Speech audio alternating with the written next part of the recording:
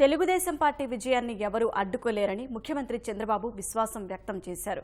Assembly ఎన్నికల్లో 150 స్థానాలు కైవసం చేసుకుంటామన్న ఆయన లోక్సభ ఎన్నికల్లో మొత్తం 25 స్థానాలు దక్కించుకుని కాబోయే ప్రధానమంత్రిని నిర్ణయిస్తామని పేర్కొన్నారు.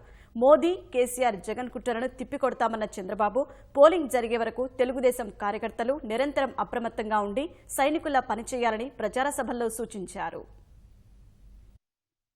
ఎన్నికల ప్రచారంలో భాగంగా సుడిగాలి పర్యటనలు చేస్తున్న తెలుగుదేశం అధినేత చంద్రబాబు విజయవాడ వేదికగా పసుపు శ్రేణుల సన్నద్ధత సమావేశంలో పాల్గొని 5 ఏళ్లలో చేసిన అభివృద్ధిని వివరిస్తూనే విపక్షాలపై పదునైన విమర్శలు ఎక్కుపెట్టారు. తెలుగుదేశానికి బీసీలే అతిపెద్ద బలమన్న చంద్రబాబు వారికి న్యాయం చేసింది తమ పార్టీనని పునరుద్ఘాటించారు.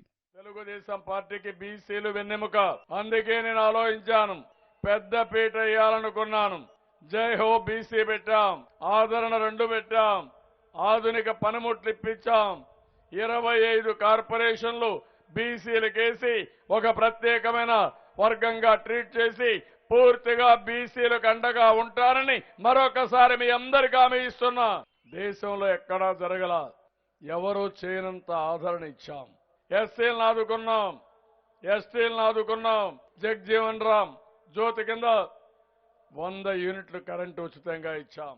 వైకాపా తీరుపై విమర్శలు కొనసాగించిన చంద్రబాబు వైఎస్ వివేకానందరెడ్డి హత్య కేసులోనూ జగన్ తీరు దారుణమని దుయ్యబట్టారు. పోలవరం ప్రాజెక్టుకు అడ్డుపడుతున్న కేసీఆర్తో కలిసి జగన్ ఆంధ్రప్రదేశ్కు అన్యాయం చేస్తున్నారని మండిపడ్డారు. సముద్రం లేకపోయే నీళ్లు మనం వాడుకుంటున్నాం, ఇది కూడా వాడుకోకూడదని వీళ్ళ ఇష్ట ప్రకారం అడ్డుపడే పరిస్థితి వచ్చింది. వీళ్ళకు సహకరించే పార్టీ వైఎస్ఆర్ కాంగ్రెస్ పార్టీ. పోలవరం ఆంధ్రలో హక్కు కాదా? దీనికి అడ్డుపడితే ఏం చేద్దాం? వదిలిపెట్టాం. తెలంగాణలో అభివృద్ధి చేయకపోయినా తప్పుడు విధానాలు చేసి ఆంధ్రప్రదేశ్ రాష్ట్రంలో పెత్తనం చేయాలనుకుంటున్నారు.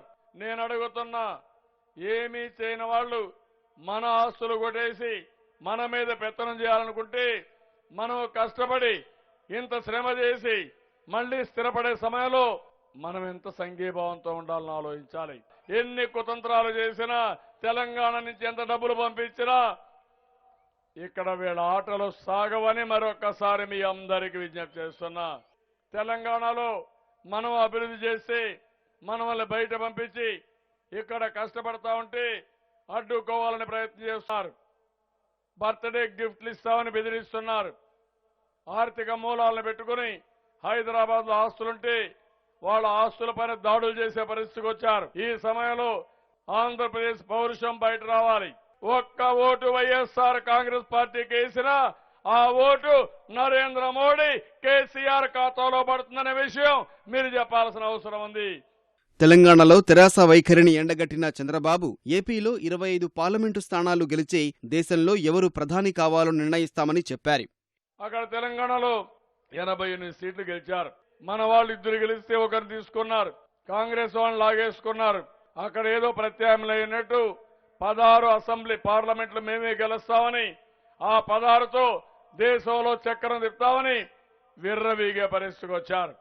నేను అడుగుతున్నా, మీకు 17 ఉన్నాయి, మాకు 25 పార్లమెంటు సీట్లున్నాయి. 25కు 25 పార్లమెంటు సీట్లు గెలిచి దేశంలో ఎవరు ప్రధానమంత్రి కావాలో మనం నిర్ణయిద్దాం. మనకు న్యాయం చేపిద్దాం, విభజన హామీలు నెరవేర్చుకుందాం, ప్రత్యేక హోదా సాధిద్దాం. వంగవీటి రాధాకృష్ణ ఆంధ్రప్రదేశ్ మొత్తం తిరిగి స్టార్ క్యాంపెయినర్ గా ప్రచారం చేస్తారని చంద్రబాబు చెప్పారు. మంచి వాళ్ళందరూ మన దగ్గరకు వస్తున్నారు, దొంగలంతా ఆ పక్కెళ్లిపోతున్నారు. ఆ పార్టీ మనుగడ కూడా సాధించలేదు. విలువలు లేని పార్టీ, పద్ధతి లేని పార్టీ, వీళ్ళ వల్ల ఏమీ కాదని చెప్పి తెలియజేసుకుంటూ అహంభావంతో ఉండి ఈ జగన్మోహన్ రెడ్డిని ఓడించాల్సిన అవసరం ఉంది. ఈ విషయమే నేను చెప్తానని నిస్వార్థంగా ముందుకొచ్చిన వ్యక్తి వంగవీటి రాధాకృష్ణ గారని చెప్పి కూడా నేను మీకు తెలియజేస్తున్నా.